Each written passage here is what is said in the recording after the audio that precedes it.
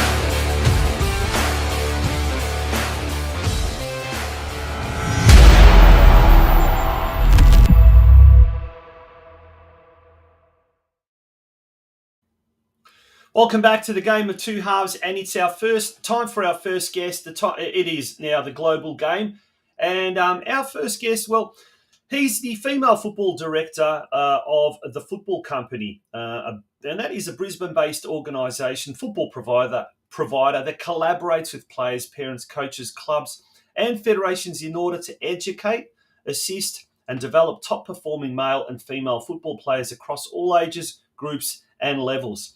His philosophy is, I believe in coaching the individual to be the best they can be on and off the pitch.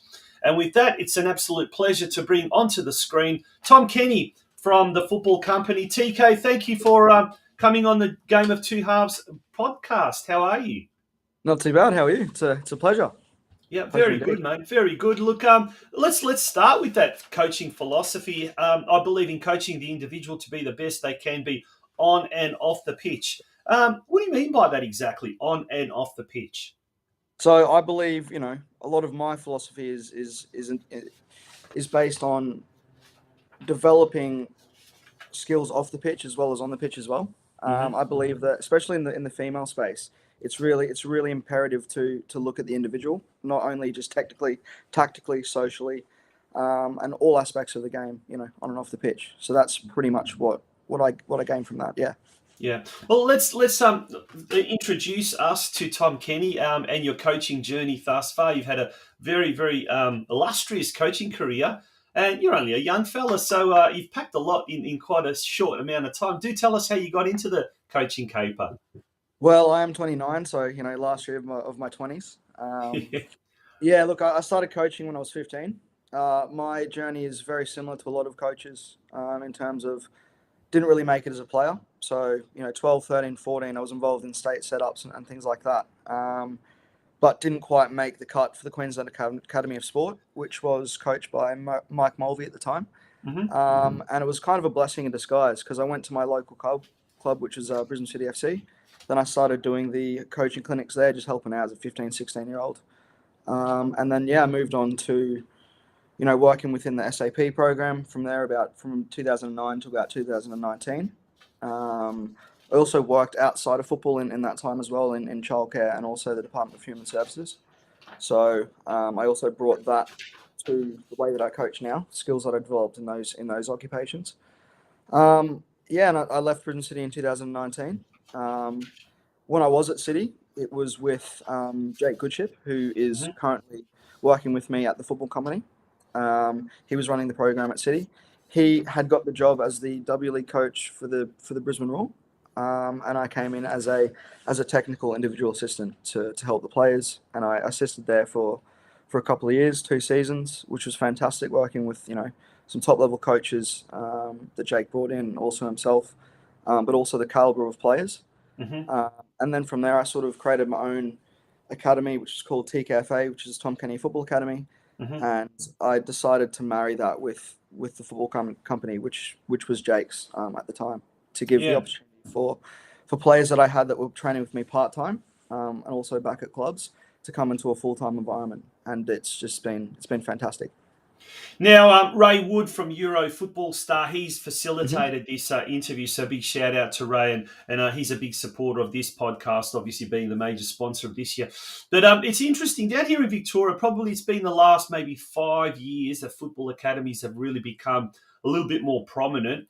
And, a lot of people, people in football land kind of look at it and say, oh, it's only come up in the last few years and, they're just money grabbers and this and that. But up in Queensland, it's been more established and it has been very structured. And you work very, very closely with whether it's the federations or whether it's the clubs and that kind of stuff. And that's now starting to show slowly down here, down south. Tell us a bit about the operations of the Football Company and your involvement with football academies and how it sort of marries clubland and the private sector, if you like, if that, for want of a better word. How does it all function up there? So we're very fortunate to have a link with a club local to where we're based called North Brisbane FC. All of our teams play out of there, and the girls play in the local boys competition. So they're getting tested, and we link them with them, and that's our games program. So we're really happy with that, and the players are progressing. Yeah. Now we're looking at it. We're talking about it from because your specialty, I guess, your forte is the female football development side of things. You're the female football director there at the football company. And this is a question I love asking a lot of coaches, particularly coaches in the junior realm. Do you approach coaching females or young girls differently to say approaching coaching young boys? That is a very open-ended question, I guess. From my personal experience, I believe that they should be given the same opportunities, same tournaments, same level of coaching, same resources. But it's in the terms of the way that you deliver messages, I feel it does need to be slightly different. But that also caters for the individual as well. I feel Hmm. with boys, they tend to react better to firmness, whereas the girls like explanation and they like things to be broken down. So, like I spoke about in my philosophy, that individual technique is based on the female game because I believe that they need to have things broken down and explained to them because Hmm. a lot of them traditionally come into the game a little bit later, 10, 11 years of age, and they miss out on that sort of initial technical base. So yeah, that's pretty much where I'm at. Yeah, that's an interesting. I know from my personal experience in coaching senior women a long, long time ago, and at the time they were very much young teenagers. Really, they do react in different ways. And one of the things I used to find, and it's something that a lot of colleague coaches often admit, is that when you're coaching boys or men in particular, they don't listen. But you give the instructions to the females, and they will like listen to every word. And whether that's sort of like a paternal kind of a thing, they look up to particularly the male coaches, almost like a father figure, and Hmm. and they're wanting to impress the coach a lot more than what the boys or the men would want to do. I don't know, but what's your take on that particular observation? The boys don't Well, listen, the girls do. yeah, look, I definitely agree. I think there's a level of detail that you have to have when you're explaining things to girls and you're teaching them. I also feel that the girls have a fear of disappointing you, Hmm. which the boys don't necessarily have to the same That's an level. interesting point. Yeah. Yeah, it's more like girls, I'm disappointed in the way that you're training today, and that sort of motivates them to train better, and apply themselves better and have a better attitude, and thus they'll get better outcomes. Yeah. So yeah, look, it's definitely that relationship base that they thrive off, but it's also creating an environment and speaking to them in a way that they feel safe. And I feel like my job as a male working in the female game is to show these girls that there are good male role models out there for them. And I love the fact that a lot of the girls, if not all of them, really respect me and look up to me. Yeah. Now, down here in Geelong, in particular, I guess this is not so much a judgment, it's more of an observation, really, than anything else. Yeah. Particularly when it comes to the senior women, Hmm. it's almost, I won't say exclusively, but overwhelmingly dominated by male coaches. So we Hmm. seem to have, I mean, in Geelong, like everywhere else, I think we have the issue of not enough coaches and not enough quality coaches because it's just growing at such a astounding rate. But in the female game, we seem to have still the prevalence of a lot of male coaches. Does that come back to that sort of that paternalism that I sort of spoke about before, or is it we're just struggling to get women to coach? And if that is the case, what's the reason behind that, in your opinion? I think that's probably a cultural thing. So, you know, I think there are a lot of good young female coaches that are coming up, but they are young, and I feel that a lot of the young female coaches are thrown into environments that maybe they're not ready yet because they haven't really had that experience or been mentored for long enough or in the right way with the right person. So I definitely think that stigma is changing.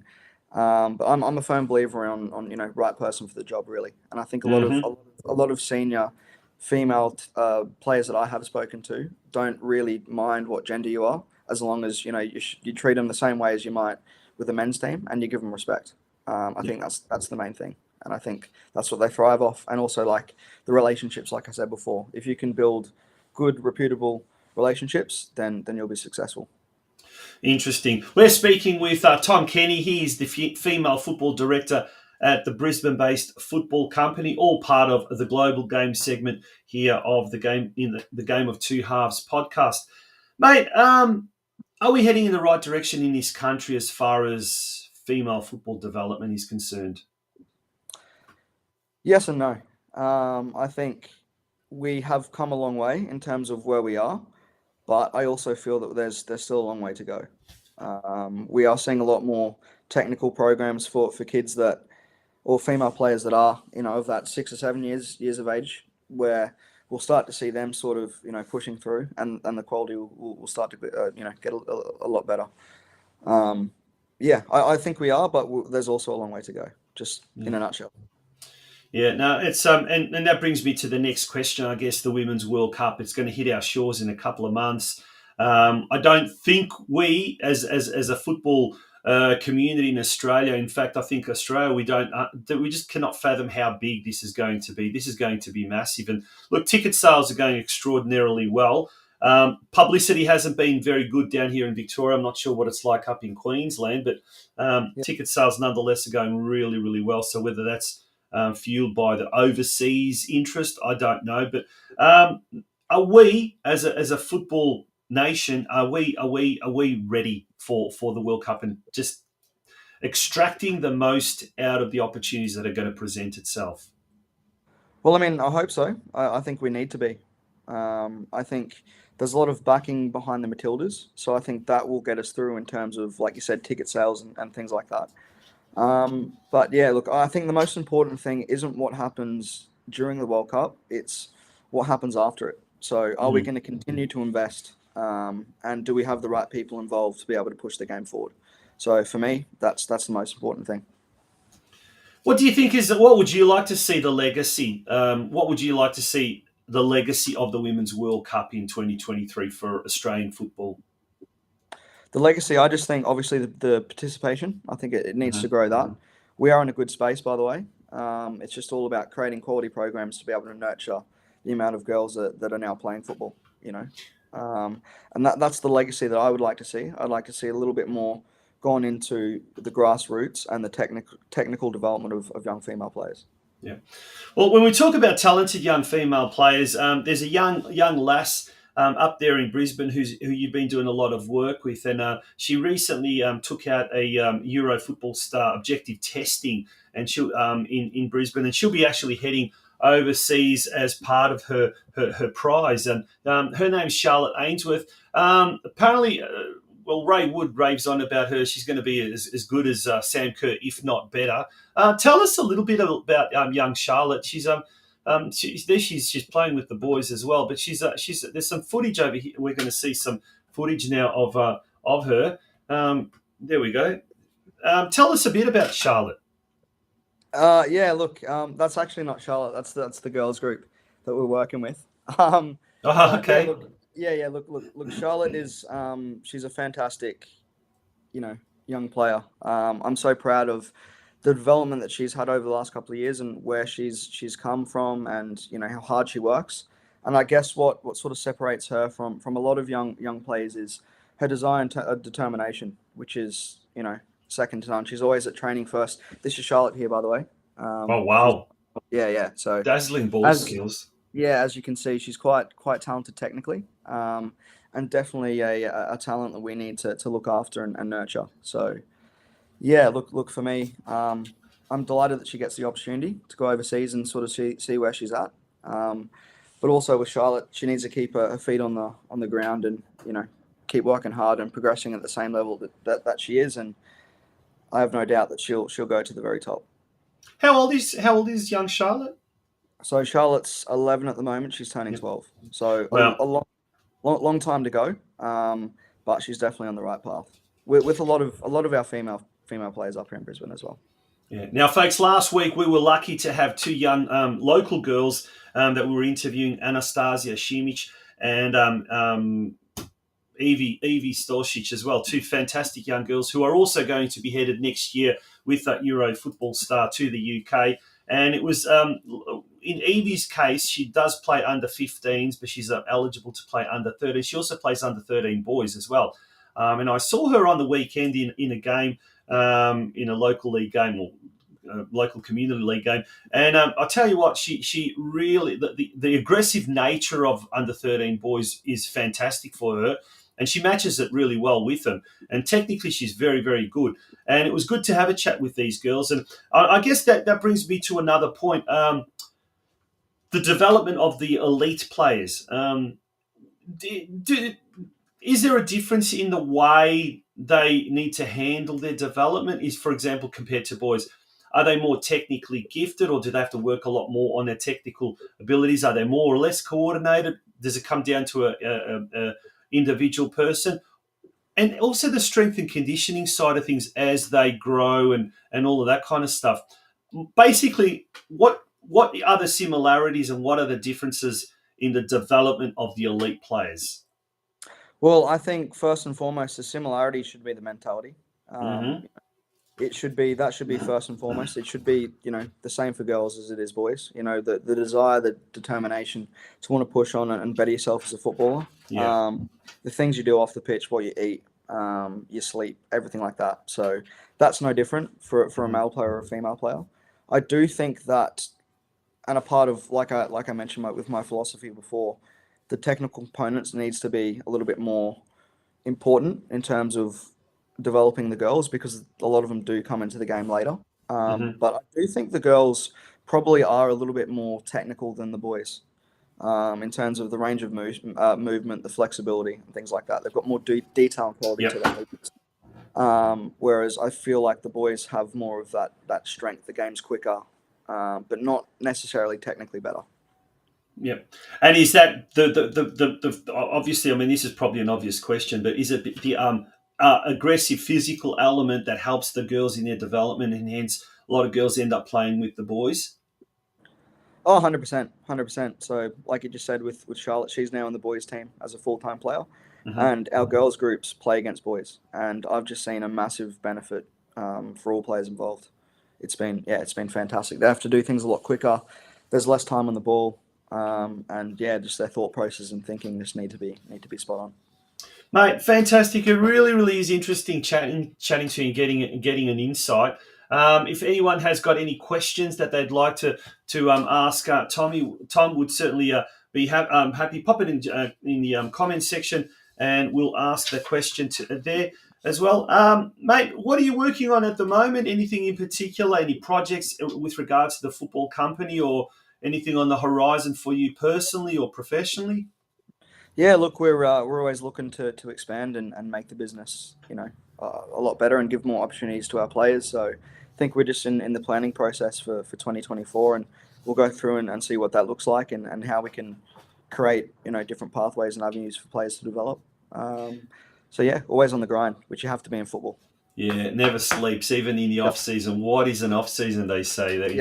Exactly. Yeah, excellent, mate. Well, thank you very much for joining us here on the Game of Two Halves. Really, really appreciate your insight into female football development, and particularly at that elite level, at that top end. So we really appreciate it, and certainly we are hoping that definitely there will be a legacy left behind the Women's World Cup, and participation is the one that we all certainly hope will be the one. Fantastic. Pleasure to be on here. Good on you. Thank you. That was Tom Kenny from the football company up in Brisbane. Thank you, folks, for being a part of tonight's show. That was the global game. When we return after this short break, we will then go straight to the local game. And we've got some big news that broke earlier today. In fact, two pieces of news. One good, one not so good. But you'll find out all about that very, very shortly. Don't go away, folks. It is the Game of Two Halves, powered by the Geelong Region Soccer Show. As the first solar tube skylight installer in Victoria, Scotsco Skylighting has nearly 30 years of experience and offers a variety of services including custom-made skylights, high-quality Velux skylights, and a variety of solar tube daylighting systems. The benefits of having a skylight in your home are many. They let natural light into your space, and with that light comes solar heat, improving your mood and even helping with performance in workplaces. Plus, heating your home with sunlight can save on heating costs during the chilly seasons. Cosmetic changes like skylights can add equity into your home and Similar to adding mirrors on the walls, skylights can make a room feel bigger and more spacious. It's about time you enjoyed all these benefits plus more. So what are you waiting for? To get a free daylight assessment and installation quote, call our founder and owner Adrian Begg on 0409 823 177 or visit our website at www.scotsgoskylights.com.au. Scotsgo Skylighting is proudly Geelong owned and operated.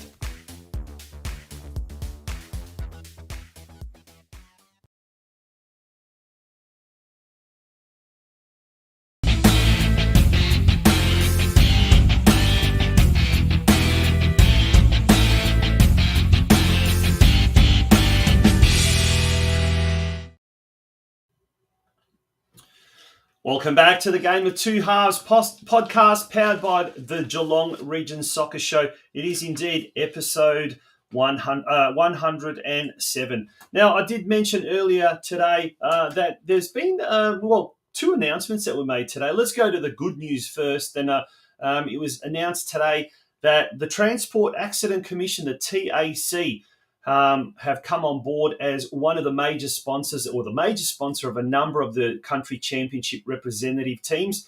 They will be sponsoring the under-11 boys South team, the under-13 boys, the under-14 boys, and the under-18 boys. They will be joining Geelong Port, who are the major sponsor of all of the female teams participating in the Victorian Country Championships. That's all the Geelong country representative teams. And that will be happening in Ballarat on the second weekend of June, which was known as the Queen's birthday weekend. Now, I guess it's the Monarchs or the Kings. I'm not too sure myself. If anyone knows exactly officially, please let us know. The other bit of news that was a bit of a bombshell dropped earlier today is not so good. I guess that it might be a good a bit of news to her husband and boys. They'll be seeing a lot more of her at home. But Councillor Kylie Grisbeck, who's very, very well known in local football circles and is has been involved with helping a lot of Geelong soccer clubs in the northern suburbs in her Windermere ward. Pretty much every single one of the soccer clubs in the north have received some sort of financial assistance or grants from the City of Greater Geelong over the last 5 to 6 years, while Kylie has been a councillor with the City of Greater Geelong. Well, today, she actually announced she'll be stepping down. And there was an email that was sent out, and it has been now circulating on social media as well. And it's the very, very top there, which has been highlighted. It says, after 6 years as a councillor with the City of Greater Geelong, I have decided to resign my position effective close of business Friday, 2nd of June. We featured Kylie's husband, Paul Grisbeck, who is the president of MARINA United FC in last week's show. And it was, it's unfortunate we've got one less now councillor, or one less City of Greater Geelong councillor who is pro-soccer, and haven't got too many of them. So I dare say there'll be a by-election or something or other. So if we've got anyone in the soccer community, in the football community, who is very civic-driven, well, now's a good opportunity to step up and become a councillor on the City of Greater Geelong and push our cause, because heaven knows we need all the help we can get in this AFL-driven town. But we will now, after this, we're going to look at all of the roundup of the results over the weekend. It's time for the news desk.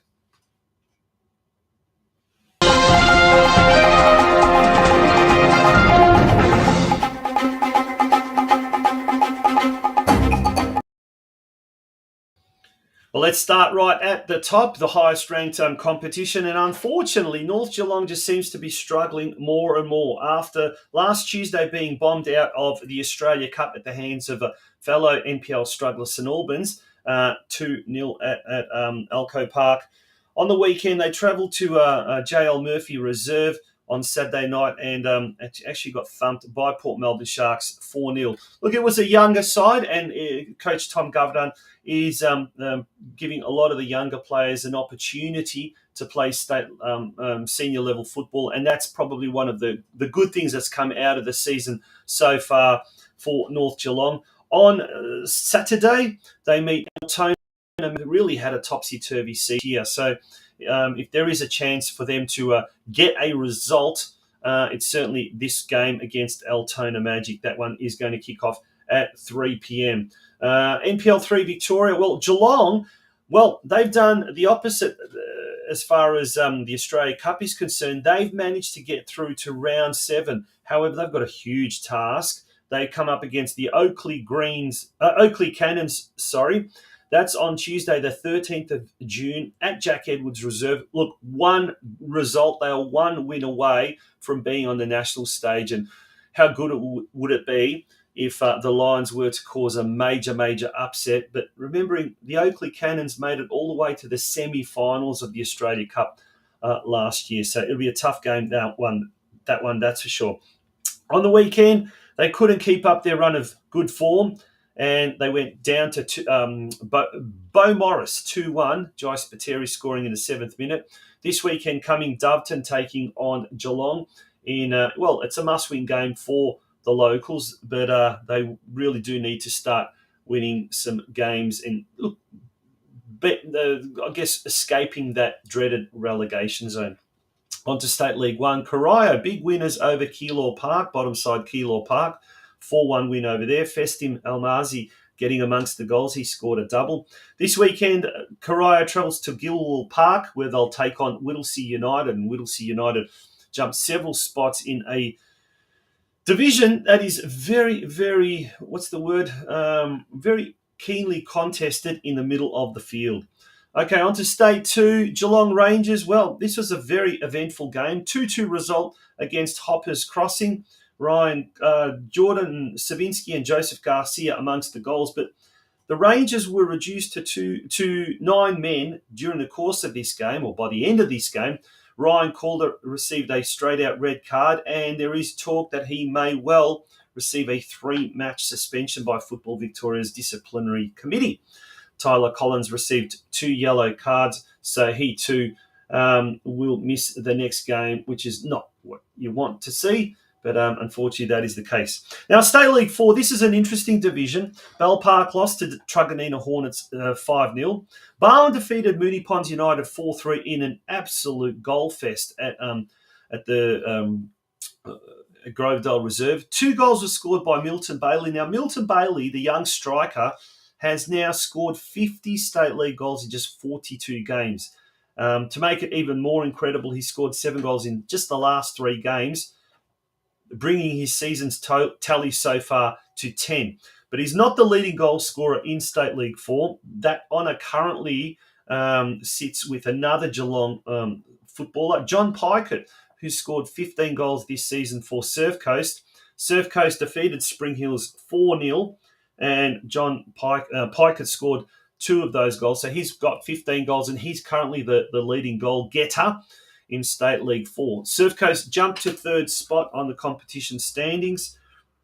That great result there for them. On the on this weekend coming, Surf Coast taking on Melbourne City. So that's a real battle for third spot, third versus 4th.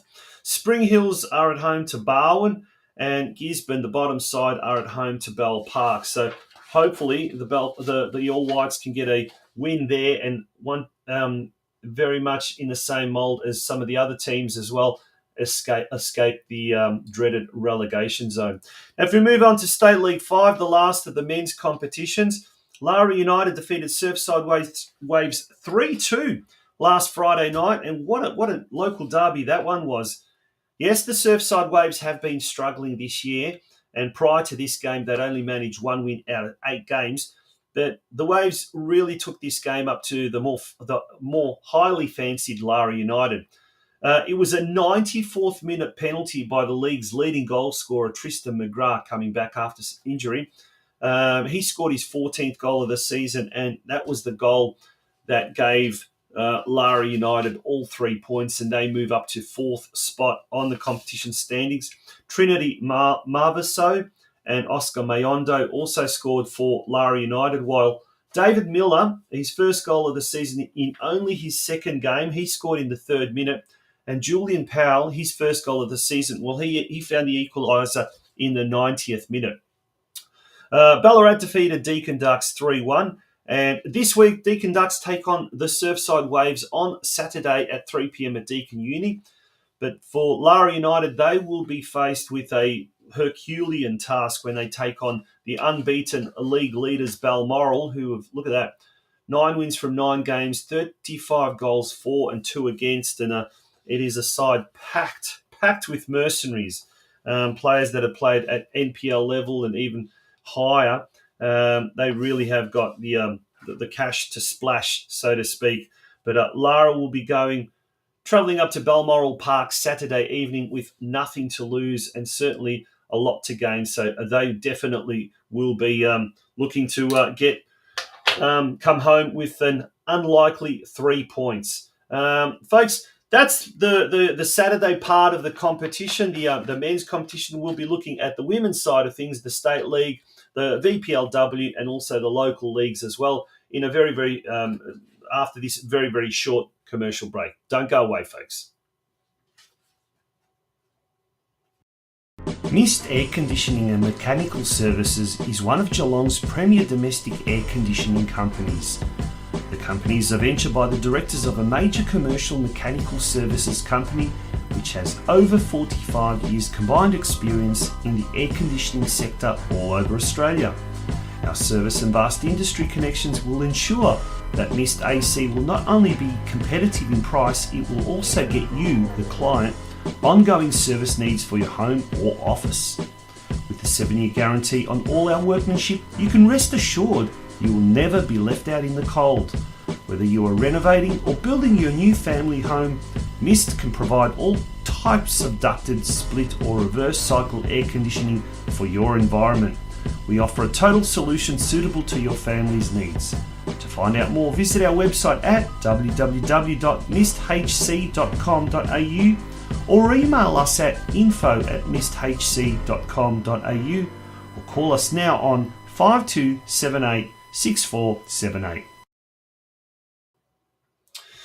Welcome back to the Game of Two Halves podcast, and now it's our time to talk both women's football and local football as well. So if we turn our attention first of all to the VPL, and we'll be talking to the president of Geelong Galaxy very shortly, MARINA KRASIC. She's in the green room ready to go on. But before we do that, let's have a look at the state of affairs in the women's VPL competition, or the VPLW.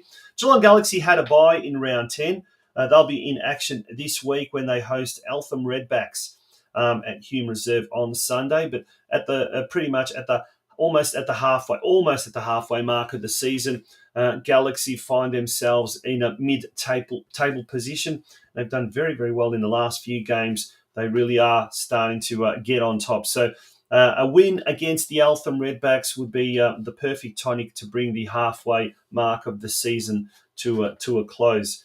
If we move along now to the Women's State League 1 competition, a real mixed bag of results in this particular round for the Geelong teams. Firstly, Lara United, they got hammered by Keilor Park 10-1.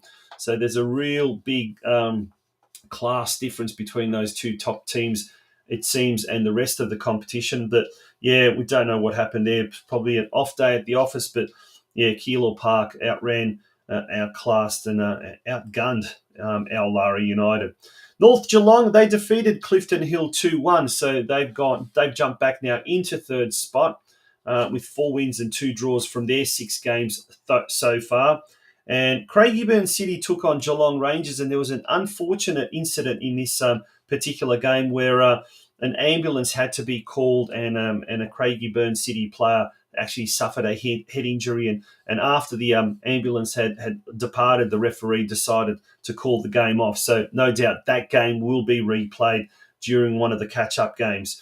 Round 7 action this weekend sees Lara United taking on the undisputed champions. Well, they're not the champions at the moment. They certainly are the heavyweights of the Women's State League 1 competition, Bundoora United. 6 games, 6 wins. They've scored an amazing 22 goals for and only conceded 3 against. But Lara United, they'll be Ryan Horrocks will certainly be getting his charges pumped and in readiness for this clash. And that game is going to be held on Sunday at the Lara Recreation Reserve at 2 p.m. But all eyes will be at nearby Alco Park when North Geelong takes on Geelong Rangers in the second local derby of the Women's State League 1 competition this year. So looking forward to that. That should be a cracker of a game. Turning our attention now to the local league, the local women's league competition. There's the ladder. We'll go through the results that we have got for round 6. It all started on Friday night when Geelong Soccer Club defeated Golden Plains 1-0 at the Bannockburn Recreation Precinct. Then on Saturday, we had 4 games. Barwon Heads took on Corio Bay. And it's Monday evening, and we still don't know the score of that. It hasn't been updated on the FFV Geelong website. Barwon defeated Ballerine Sharks 9-0 at Grovedale Reserve. Drysdale Soccer Club defeated Surf Coast at Banyawari Reserve 3-0 to maintain their spot at the top of the competition standings. And what a start to the season it has been for the Drysdale Soccer Club. 5 wins from 5 games.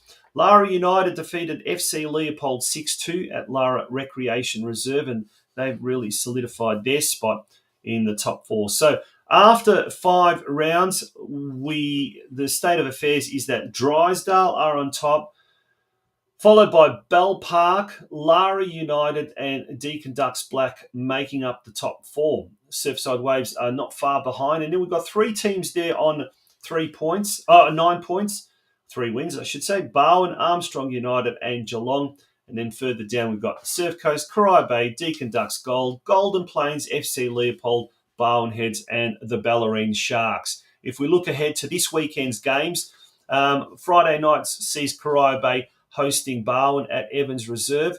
And then we've got no less than 6 games on the Saturday. Armstrong United host Deakin Ducks Gold, Deakin Ducks Black taking on Barwon Heads, Drysdale taking on Surfside Waves. That should be a good game at the Drysdale Sporting Precinct. Ballerine Sharks taking on Bell Park. FC Leopold hosts Surf Coast. And last but certainly not least, Geelong hosts Lara United.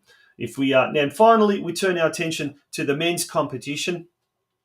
In round 6, Armstrong United lost to Surf Coast 0-1. Barwon White lost to the Geelong Rangers 0-1.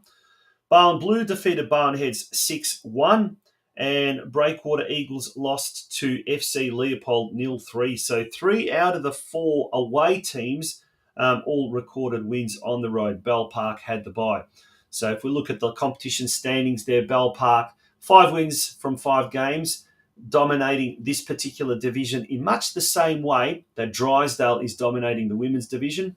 Barwon Blue and Surf Coast both have 12 points from their first 5 games, and Armstrong United bring up the top 4 on 9 points. Barwon White, FC Leopold, Geelong Rangers, Breakwater Eagles, and Barwon Heads at the foot of the competition standings. In round 7, all the games will be played on Sunday. Barwon Heads taking on Breakwater Eagles. Then we've got Surf Coast taking on Bell Park, FC Leopold taking on the Rangers, and Barwon Blue taking on Armstrong United. And folks, there you have it. That is the roundup of all the news from the weekend just gone by, as well as, some interesting news items there as well. Folks, when we return, we'll be speaking to our second guest for tonight, and she's the president of the Geelong Galaxy United Football Club, and she's also been named by Football Victoria the Female Football Week's Volunteer of the Year recipient. Her name is MARINA KRASIC, and we'll be speaking to Marina straight after this short break. Don't go away, folks. As the first solar tube skylight installer in Victoria, Scotsco Skylighting has nearly 30 years of experience and offers a variety of services including custom-made skylights, high-quality Velux skylights, and a variety of solar tube daylighting systems. The benefits of having a skylight in your home are many. They let natural light into your space, and with that light comes solar heat, improving your mood and even helping with performance in workplaces. Plus, heating your home with sunlight can save on heating costs during the chilly seasons. Cosmetic changes like skylights can add equity into your home, and similar to adding mirrors on the walls, skylights can make a room feel bigger and more spacious. It's about time you enjoyed all these benefits plus more. So what are you waiting for? To get a free daylight assessment and installation quote, call our founder and owner Adrian Begg on 0409 823 177 or visit our website at www.scotsgoskylights.com.au. Scotsgo Skylighting is proudly Geelong owned and operated.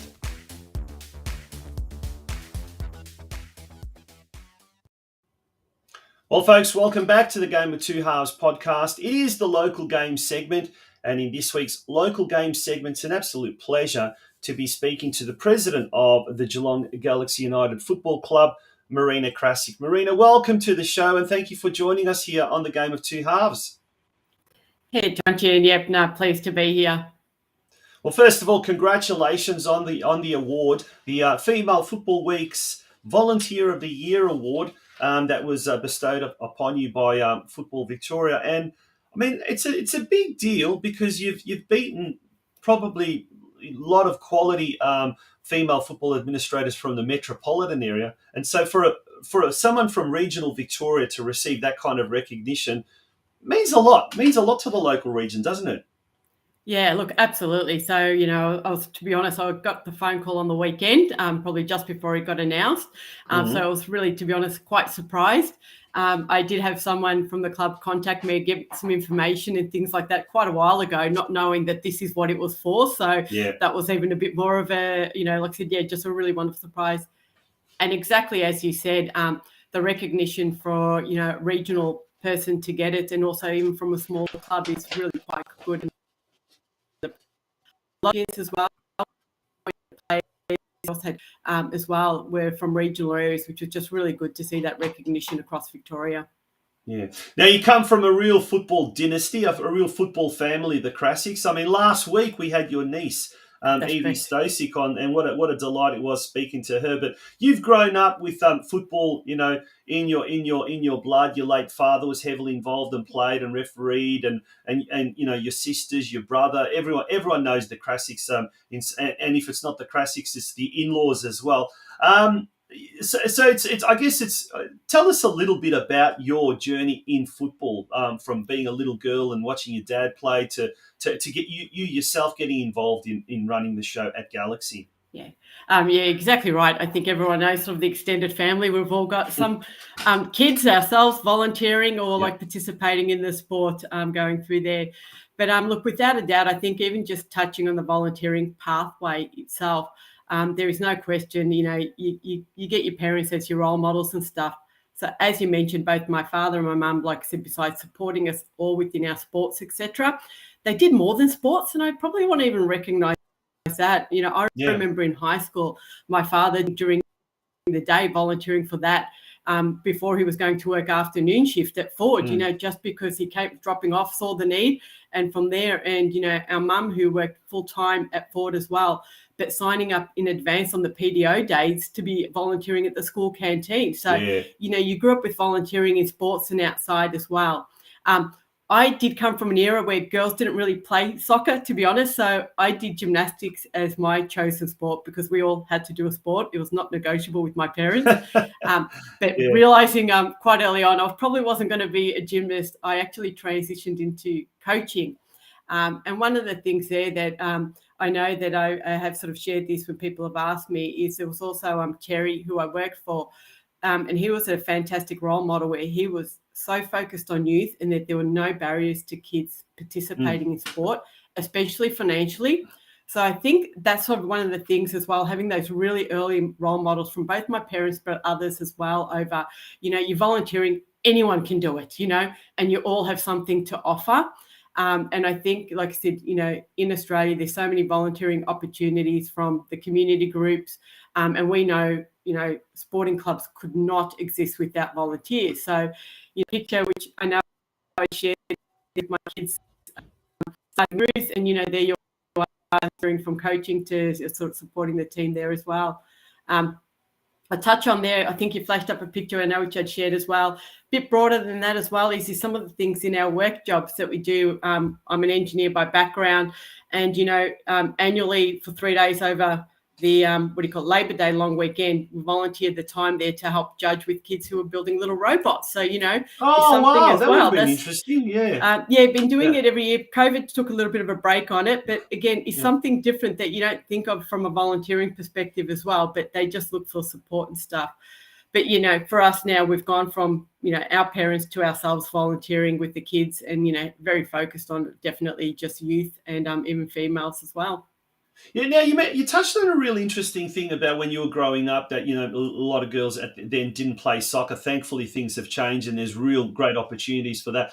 But transitioning from different sports and some of your siblings were involved in tennis and other sports and that sort of stuff as well. So I mean, it kind of doesn't really matter what sport you're involved in, but you often find people transitioning, volunteering. If they're volunteering with one sport, they're volunteering with another. I know personally, my daughter plays basketball, and it's so great to sometimes go there, and you see some of the other soccer parents as well there occasionally, and it's like a breath of fresh air. You get a chance to have a break from the stresses of your preferred sport, but then you get involved in another sport, and but I mean, it's the same kind of environment everywhere you go.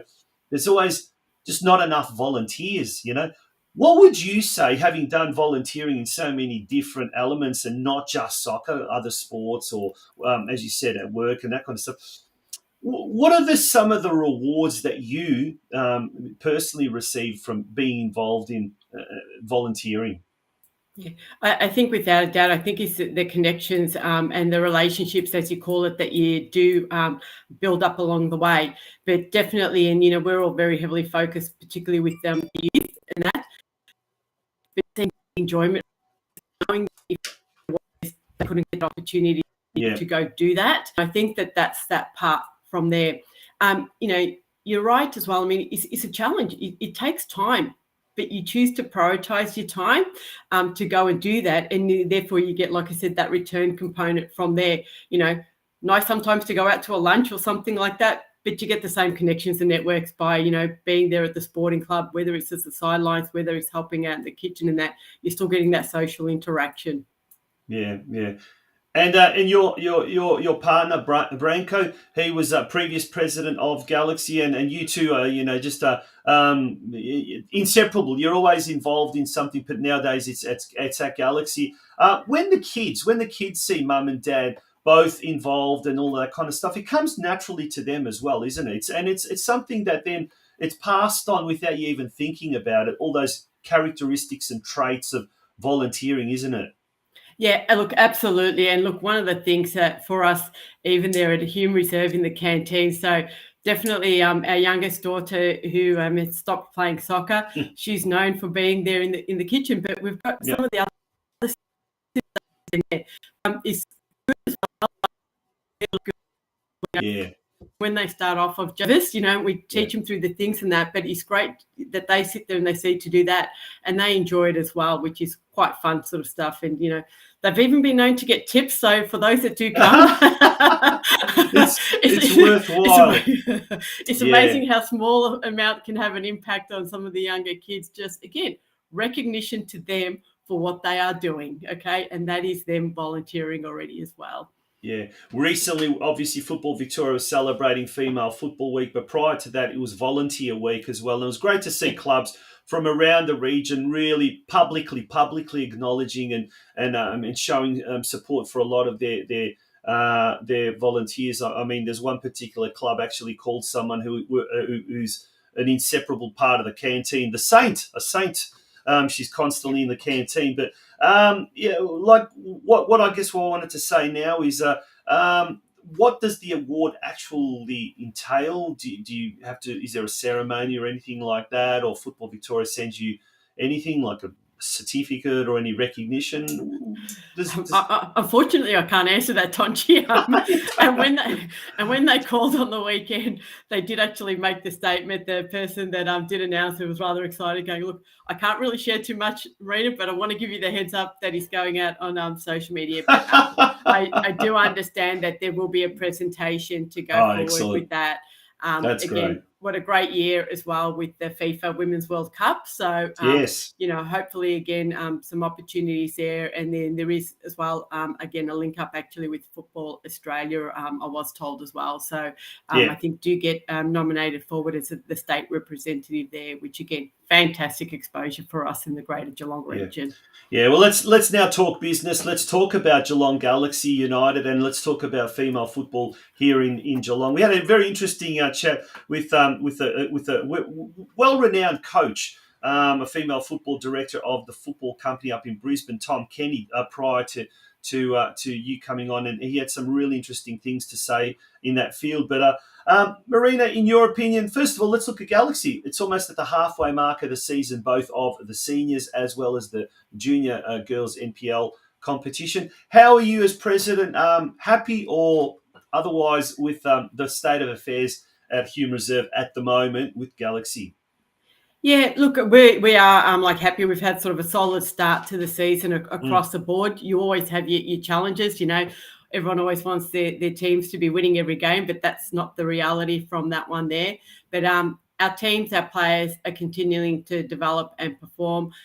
We never fault any of our players and our coaches giving more than 100%. You can see that they've given all, left all on the during the game, and that's all you can actually ask for. That they're training, and like I said, they're just improving continually across there.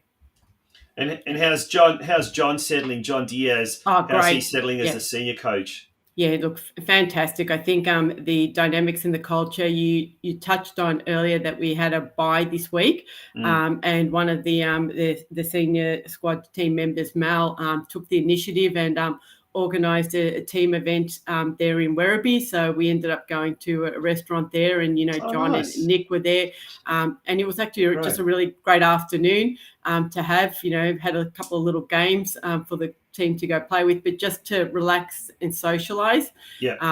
Knowing the location, she really well thought out afternoon, and full credit. And we will have another bye in the season, so we already had straight away get volunteers for the next bye round, that they've got the challenge to put on another team event. So so really strong culture by John, and I think a very calming development he's got within the team, which has been a really positive feedback. Excellent. And let's touch on the girls, the junior girls as well. How are things going there? And tell us all about that side of things as well. Yeah. So I think as most would be aware, that within the junior girls NPL program, there's 10 teams in the state. So we are very fortunate from Geelong to be the only regional team playing in that, to be honest, quite a small competition versus the junior boys NPL program, which is larger. But we've only got 3 age groups in the junior girls NPL: under 13s, 15s and 17s. So our under 13s had another win on the weekend, which is great. And we're hoping that they can continue, see them playing finals towards the end of the season.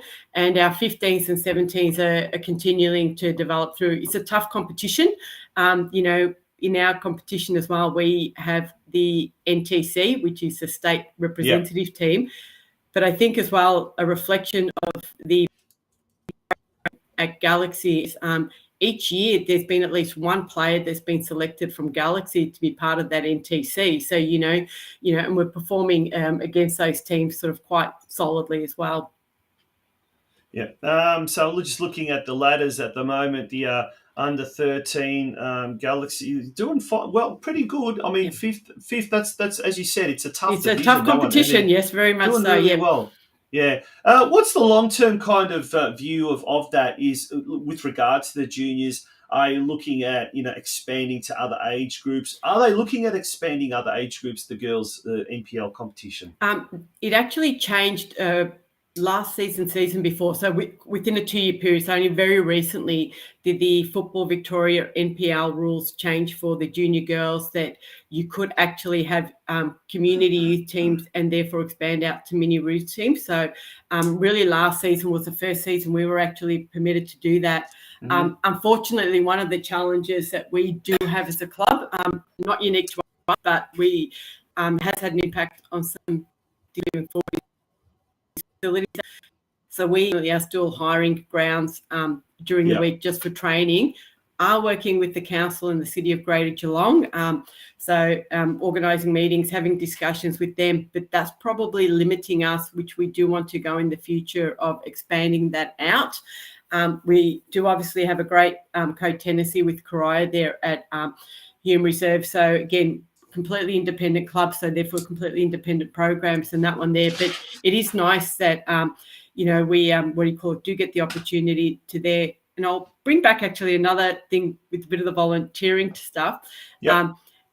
Two of our senior squad players actually coach the Miniroo girls teams there at Cryer, which is fantastic. So that starting to give that connection to, some of the community and the Miniroos components. But but we would love to expand out to having community in Miniroos, which I said is only a very recent license change that Football Victoria permitted. But we do need to have the facilities to be able to go do that. So absolutely. And that is a bit of a shock. The news today that Kylie Grisbeck has decided to hand in her resignation as a councillor, because she has been a big strong advocate of football in the northern suburbs, and especially female football. So hopefully whoever her replacement is, they do just as good a job as Kylie has done over the last 6 or 7 years. That's for sure. Marina, thank you so much for joining us on the Game of Two Halves podcast powered by the Geelong Region Soccer Show.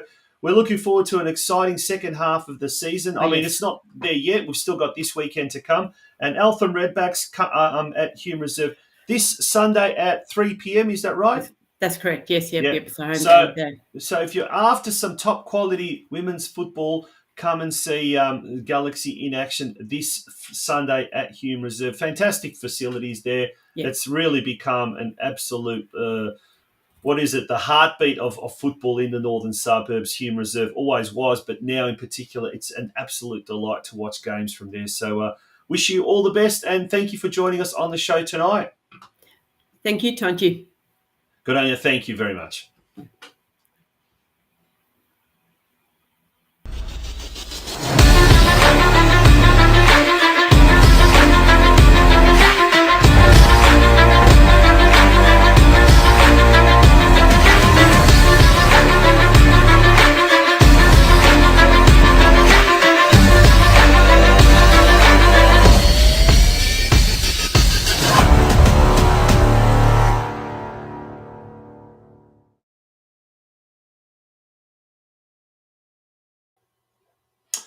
And that pretty much brings us to the very end of tonight's Game of Two Halves podcast. Next Monday night, we've got a massive, massive show. I always say that, but I mean it. We are going to be in the global game. We are going to be doing a very special European Champions League preview edition of the game, in the global game, as I said. And our very, very special guest, he's got a little bit of a connection with Geelong, not a huge connection, but he's certainly very, very well known in football circles, particularly football media circles here in Australia. And I'm talking about, and quite appropriately, he's one of the country's biggest Manchester City fans. I talk of Simon Hill, the former Fox Sports, and now he's with Paramount Sports. He's a huge advocate of the local game. Simon Hill, he'll be joining us next week here on the Game of Two Halves podcast in the Global Game segment. But that's it for me, folks. Thank you again for being a part of tonight's show. We really, really appreciate your company, and do support the businesses that support our show, and we are the show that supports your sport. So thank you for your support. Good night, and thank you once again. Bye-bye.